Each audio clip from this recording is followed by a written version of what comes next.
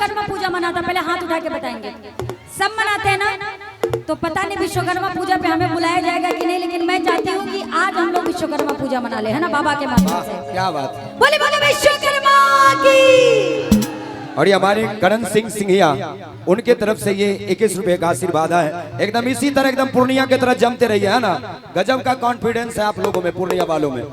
कहते कि यहाँ के लोग फिल्म का ट्रेलर देखकर बता देते हैं कि किसका रोल कितना है, कि यहाँ के लोग फिल्म का ट्रेलर देखकर बता देते हैं कि किसका रोल कितना है। चमक हीरे की देखकर बता देते हैं कि कीमत कितना है। अरे गजब का कॉन्फिडेंस है पूर्णिया वालों में कि गाड़ी का टैंक देखकर बता देते हैं कि उसमें पेट्रोल कितना है।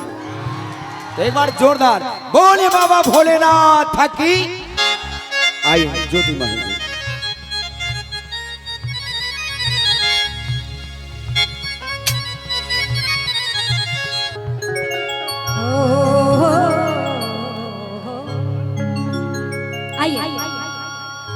बाबा तभी विश्वकर्मा के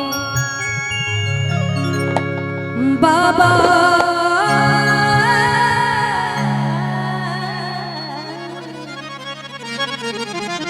अरे बाबा तभी विश्वकर्मा के महिमा महान बाटे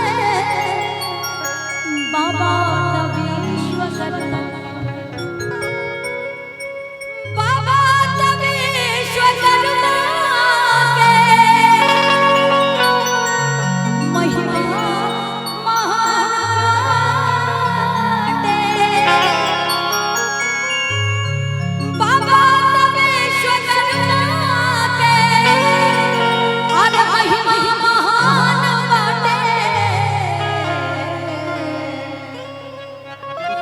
सब कर कारज सवारी ले, सब कर कारज सवारी ले। अरे सब कर कारज सवारी ले। चाहे वो साइकिल हो या 4 व्हीलर हो, दुनिया का कोई भी काम हो, बाबा विश्वकर्मा की मर्जी के बिना नहीं चल सकता। क्या भैया, सही बात है ना? सही है। और सब कर कारज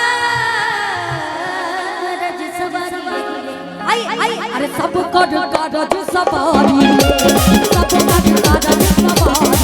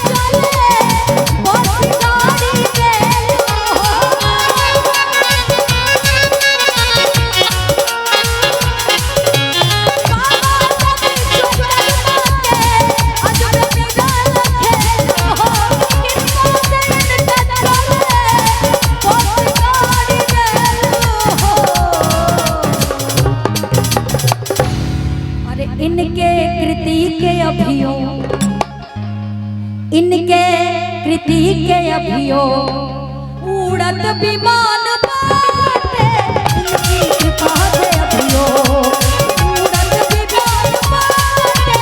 बाबा तभी विश्वकर्मा के महिमा महान बाटे, बाबा तभी विश्वकर्मा के।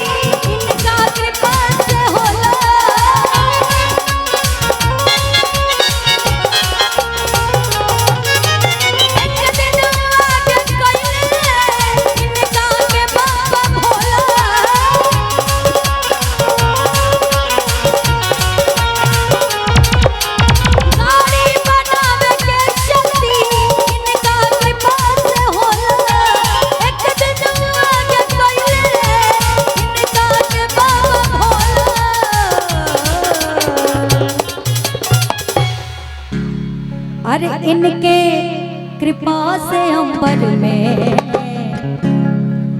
कि इनके कृपा से अंबर में, अरे उड़त विमान